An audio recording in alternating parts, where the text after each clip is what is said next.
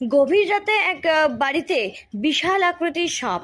এদিন গভীর রাত, ঘড়ির কাঁটা তখন 12:58। ক্যানিং এর ধলিরবাটি গ্রামের বাসিন্দা নারু গোপাল মণ্ডল পরিবারের লোকজন খাওয়া দাওয়া সেরে টিভি দেখছিলেন। আচমকা বাড়ির কুকুর চিৎকার করতে শুরু করে। ডাকাডাকিতে মণ্ডল পরিবারের লোকজন কুকুরের চিৎকার শুনে বাইরে বেরিয়ে আসে এবং দেখতে পায় কুকুরটি আরো বেশি করে চিৎকার শুরু করে। রান্নাঘরের মধ্যে দেখতে পাওয়া যায় একটি বিশাল আকৃতির কেউটে সাপ ফোঁস ফোঁস করে গর্জন করছে। ওজন প্রায় আনুমানিক 4 কেজি, লম্বায় 5 ফুট। মণ্ডল পরিবারের লোকজন ভয়ে রীতিমতো জড়সড় হয়ে ওঠে এবং এই ঘটনার কথা চাউল হতে এলাকায় বেশ চাঞ্চল্যের সৃষ্টি হয়। গভীর রাতে কি করবেন সেটা ভেবে উঠতে না পারে রাতে ঘুম উড়ে গিয়েছে। বাড়ির সমস্ত আলো জেলে ভয়ে রীতিমতো মণ্ডল পরিবারের লোকজন সময় গুনছে।